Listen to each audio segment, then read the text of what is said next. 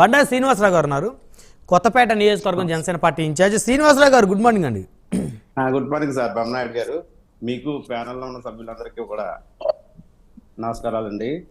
ఏంటి శ్రీనివాసరావు గారు, కౌంటింగ్ రోజు ఎలా ఉండబోతుందని భావిస్తా ఉన్నారు? పోలింగ్ రోజు జరిగిన ఘర్షణలు కౌంటింగ్ రోజు జరగకుండా పార్టీలు ఏ విధమైన చర్యలు తీసుకుంటే బాగుంటుంది, ఎలక్షన్ కమిషన్ ఏ విధమైన చర్యలు తీసుకుంటే బాగుంటుంది, ఏమైనా అనుమానాలు ఉన్నాయా మీకేమన్నా? ప్రజాస్వామ్య దేశాల్లో మన భారతదేశం అనేది ఒక బలమైన ప్రజాస్వామ్య దేశం. రాజ్యాంగం అటు ఎన్నికల వ్యవస్థ కూడా చాలా బలమైంది మనది ఇక్కడ మన దేశంలో. అటు వ్యవస్థనే కించపరిచే విధంగా ఉంది ఇప్పుడు ఉన్న పరిస్థితులు చూస్తుంటే.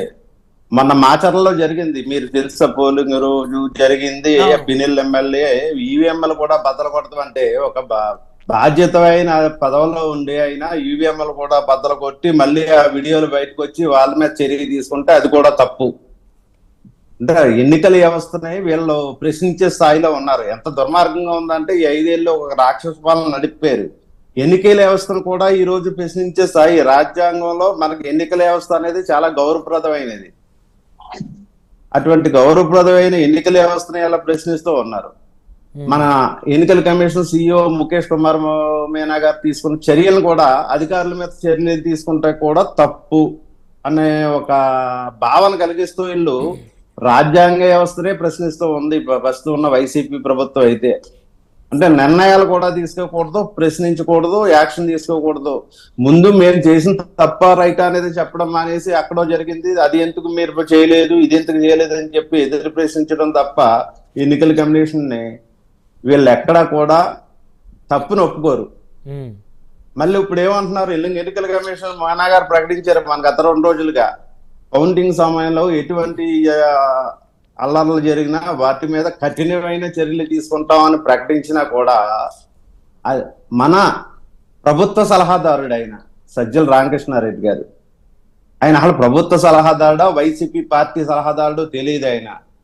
ఆయన చెప్తూ ఉన్నాడు, మన ప్రెస్ మీట్ ఇట్టారు గత 2 రోజుల క్రితం, మీరు చూసే ఉంటారు.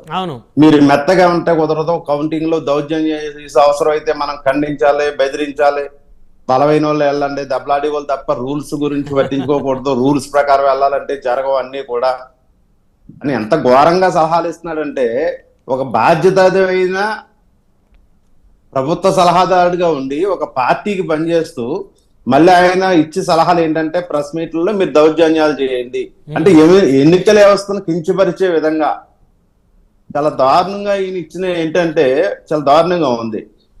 ముఖేష్ కుమార్ మీనా గారు అయితే ఎలక్షన్ కమిషన్ చాలా కఠినమైన నిర్ణయాలు తీసుకుంటున్నాయి, వీళ్ళకి సంబంధించిన అధికారుల మీద చర్యలు తీసుకోకూడదు, వీళ్ళు యథా రాజా తథా ప్రజా అన్నట్టు ఆ నాయకుడు ఎటువంటి వాడు ఈ కిందకున్న నాయకులు కూడా అదే స్థాయిలో ప్రశ్నిస్తూ ఉన్నారు. ఎన్నికల కమిషన్ కూడా వీళ్ళ ఆటలు ఏమి సాగవు, ఇంకా వచ్చేసింది దగ్గరికి. డాక్టర్ బాబాసాహెబ్ అంబేద్కర్ గారు రాసిన రాజ్యాంగం ప్రకారం నడుస్తుంది తప్ప రాజారెడ్డి గారి రాజ్యాంగం అయితే ఇంకా నడదు. ఇంకా 4 రోజులే ఉంది వాళ్ళు చేసేది. ఎన్నికల కమిషన్ అయితే చాలా బలంగా పనిచేస్తుంది అంటలో ఎటువంటి సందేహం లేదు సార్. శ్రీనివాసరావు గారు, ఇప్పుడు అంటే రాజారెడ్డి గారి రాజ్యాంగం నడుస్తుందా?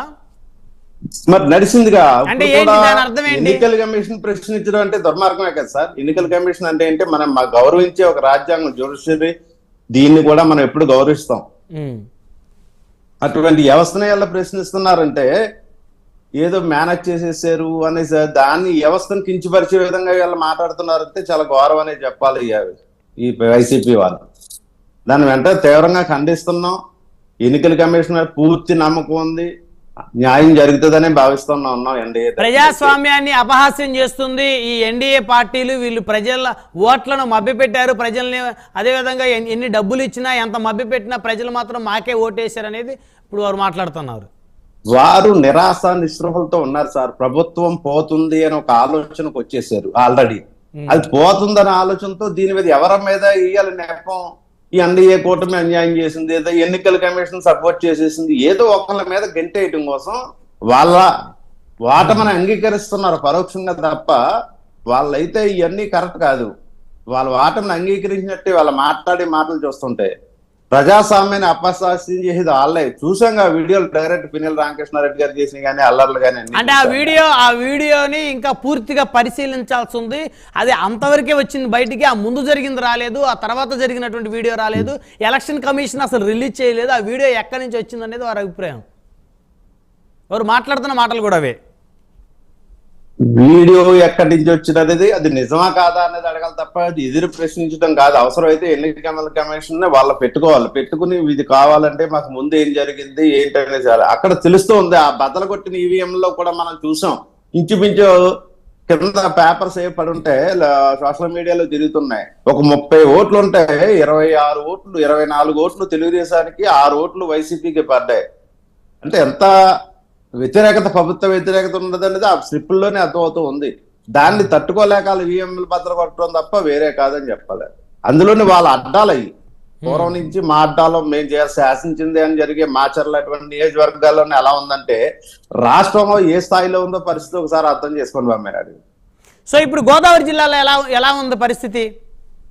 గోదావరి జిల్లాలో అయితే క్లీన్ స్వీప్ సార్. ఇక్కడ జనసేన కూడా చాలా బలంగా ఉంటది.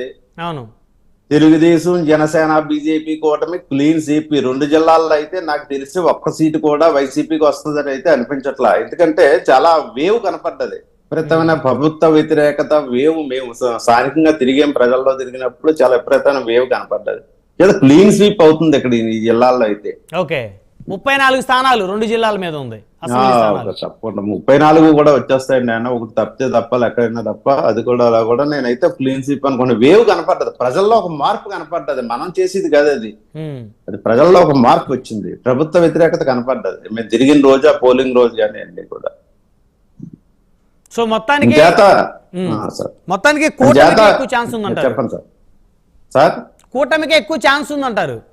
100% 130 స్థానాలతో కూటమి ప్రభుత్వం ఏర్పడబోతుంది. వాళ్ళు ఆ నిరాశ నిస్పృహలతో ఎలా తప్పించుకోవాలి అని చెప్పి ఎన్నికల కమిషన్ మీద లేకపోతే అల్లర్లు చేయండి అని చెప్పి సలహాలు ఇవ్వడం జరుగుతూ ఉంది అని చెప్తున్నాం సార్.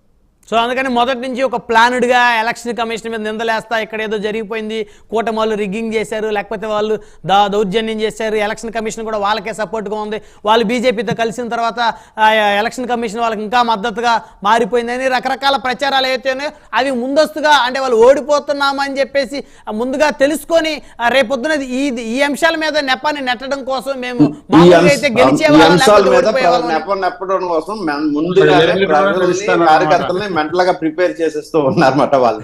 మన ఓటమిని పరోక్షంగా అంగీకరిస్తున్నట్లు లెక్కండి వాళ్ళు. Okay, right. శ్రీనివాసరావు గారు మళ్ళీ వస్తాను మీ దగ్గరికి. మనతో జగదీష్ గారు ఉన్నారు, సీనియర్ అడ్వకేట్, అదేవిధంగా రాజకీయ విశ్లేషకులు.